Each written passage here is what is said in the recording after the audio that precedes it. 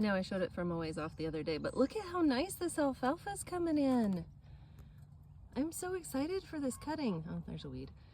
But anyway, hopefully this year will be really good. I wish we didn't have big bare spots like this, but I think that's what happens when you have gophers and things. So hopefully we'll get them taken care of, but this is awesome. Yeah, it's kind of got some patches in some places, but you can see a big hole right there that something's living in and eating the roots. But for the most part, it's looking good. I'm really excited. So more about this and what it's going to become soon. But right now, Sam's project is laying on the ground under the shelving. I bet he's glad he did this after we put the shelves in instead of before, but filling all of these little gaps with foam. So hopefully it helps keep, I don't know, air, water, bugs, mice, things out of, I said bugs. Dogs walk through the big doors. But anyway, so he's sealing all the little gaps in the shop right now. Fun times on the farm. Oh, I don't know if you can probably hear it. It decided to rain a bunch the last couple of days. And so now the ground is squishy and muddy again, so it kind of limits what we can do outside. So we're finding inside chores. So I don't know how well you can see it, but there's some little pink flags up there. I've spent the last 3 days setting gopher traps. The first day I set 24 and only got 3. The second day I set back 8 and I got 2.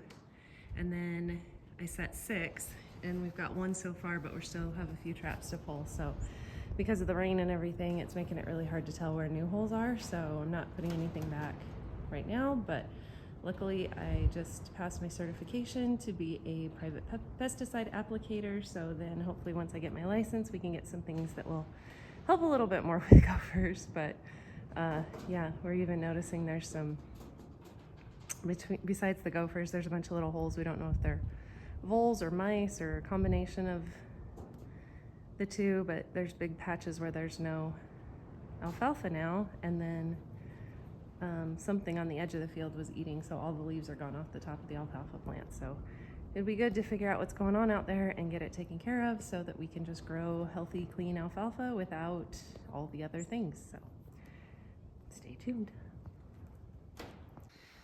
Well, I'm gonna blame it on the weather. Partially because the weather started to come in yesterday and I didn't want to stay out and try to set in the rain, so I only set the 6 traps. We only caught 1 in it, so I think that's a total of 6 for the last 3 days, so not super great numbers, but it's 6 less than what were there before, so it's a decent start. Even yesterday before the rain, there was still quite a bit of moisture in the ground, so just trying to get into the tunnels and not have the traps clump up with mud and stuff was kind of difficult, but hopefully we have lots of nice weather and we'll get out and do more about it. But it's a good start. Petunia, say hi. Say hi, Petunia. That's a good girl. So I don't know if you saw our previous video about the situation with the piglets, but this is Petunia, and she never did take when we had her with the boar last time. So we talked about not needing 4 pigs as pets, and have a customer who wanted a whole pig. So she gets to go to freezer camp on Tuesday, which I think will be good. She's always been a little bit skittish and didn't quite have the temperament and the personality that Poppy and the other ones had, so that was always kind of a little bit of a disadvantage. But she's been a good pig. She's been fun to have around, but I'm super excited that she's going to get to go and feed a family, and hopefully they're going to enjoy her as much as all the other ones that have gone to freezer camp. And there's just something really satisfying about knowing that you're feeding people. So I'm glad that we could do that for this family, and then we'll be down to 3 pigs, and we'll see how that whole process goes. And this is our Poppy girl, and It's probably hard to tell, but we've been trying to put her on a little bit of a diet. I think she's slimmed down a bit. So I also did a little bit of research on FarrowSure, which is the, I don't know what you call it, the stuff that you can give them. Hi, I don't have any more food for you. You'll have to eat the stuff on the ground and the stuff in the bowl. I will get you some hay in a minute. Hi. Hi. Anyway, yes. So we're gonna give her some FarrowSure. Okay, she's gonna go eat the rest of Petunia's food now. But anyway, we're gonna give her some FarrowSure. You give it in 2 doses, 3 to 5 weeks apart, and then 2 to 4 weeks before breeding. So I'm gonna call the vet clinic on Monday, tomorrow, see if we can get some of that. We'll give her the first dose. In about 3 weeks, we'll give her the second dose. Hi, Petunia, there's some food out here if you want it. Poppy left some on the ground. I hope you ate as much as you could out of that trough before she went and took it all from you, but there's a little bit out here left for you. So anyway, we'll give her first dose in about 3 weeks. We'll give her the second dose, and then we'll put her and Buddy back together and see what happens. Hopefully Ted won't get too depressed being by himself.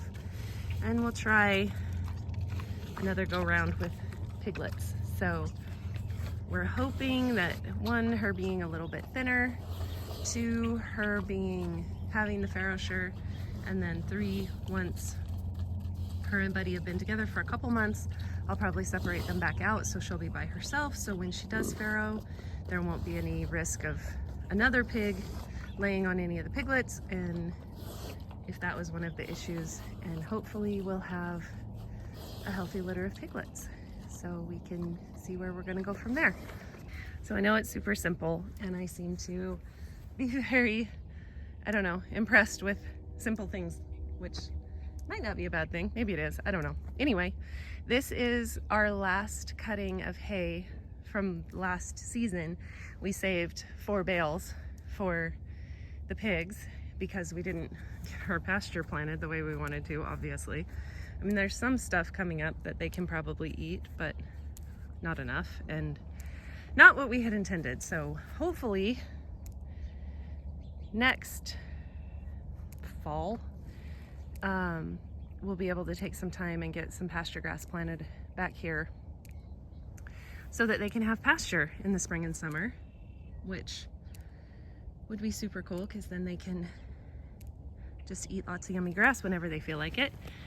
But anyway, so we saved him a couple bales of hay, or I guess 4 total. So I already gave the boys hay, and the funniest thing, they just will root and eat and scrounge around in that stuff. And when they come up, like when I come up to feed this afternoon, their whole face from like the top of their nose all the way to their chin is just bright green from alfalfa dust, and it's hilarious. So I will try to get a picture of that. But anyway, what I wanted, I mean, it doesn't look great like this, but hold on just a second and I'll dig some out and I'll show you how pretty this hay is.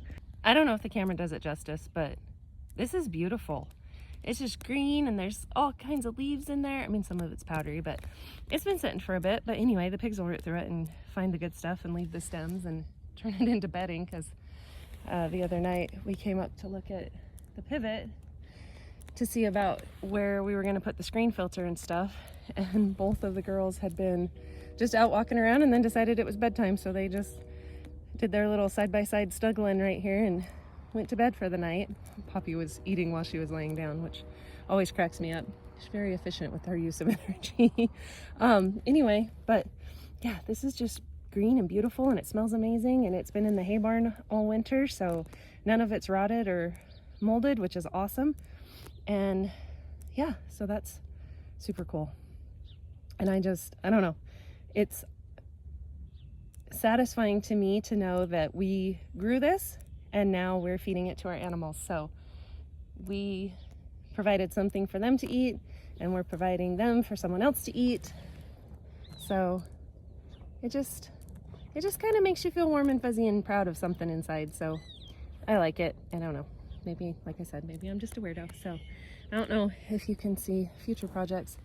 That fence is super saggy right there. That pole, the ground is so wet, so the poles just kind of, I don't know, slide through the mud and get super saggy. And we've wrapped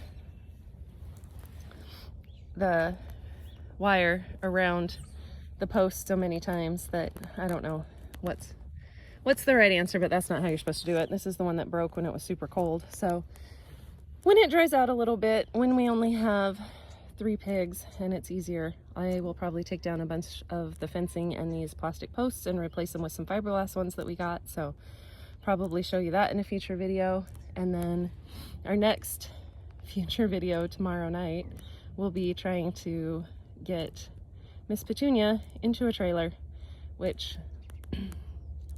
we've tried a couple of different strategies to load pigs in trailers and they've all ultimately been successful, but it seems like sometimes the process can be a little time consuming and entertaining. So if we can, we'll take you along and show you how that goes for loading her up tomorrow, and then yeah, just follow along with the pig progress, all the things, all the pig peas. No, not pig peas, never mind.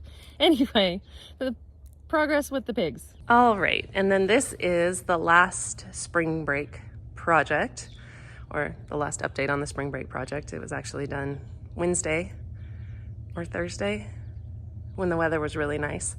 I know, can you believe 3 days ago, we had 70 degrees and sunshine, and now we have this for the last 3 days. But that's kind of how spring break goes. The only thing we haven't had is hail and snow, but it's still early. I guess we still have the rest of today for who knows what kind of weird weather to happen. But all in all, it's been a really good week. So I got the hay spears for the loader painted the same cat yellow as the air compressor. I did not bore you with the details of painting this because this was even more time consuming and less entertaining than painting the air compressor. It definitely took longer with all the little angles and crevices, and you can see the paint's pretty thin in a couple of places, and I showed it to Sam and I told him if he wants me to, I can touch it up. But basically it's just going to keep it from rusting. And yeah, again, it's just that tractor implement equipment paint that we buy at D&B, and got the yellow. There's already bird poo on it. That's ridiculous. Anyway, it's definitely not an art project. There is drips and splatters all over, and I don't know what happened there. I was just trying to get this part without, yeah, apparently I decided to paint a large portion of that hay spear. There's just something about, I don't know, I told Sam, it makes me think of McDonald's with the red and yellow. I don't know if those are McDonald's colors. I know the golden arches, and then I don't know, isn't Ronald McDonald's outfit all red and yellow or something? But yeah, I just look at this and I just think McDonald's. So yeah, anyway, yeah, it's been a good spring break. It's been a nice week to just have time to do things here. We've had some really good weather. We've had some kind of crappy weather, but I feel like obviously we didn't get as much done as we wanted to because we never do, but it's been a good week. I feel like we accomplished a lot. So as always, we just really appreciate you following along with us and supporting what we do. So thanks for watching.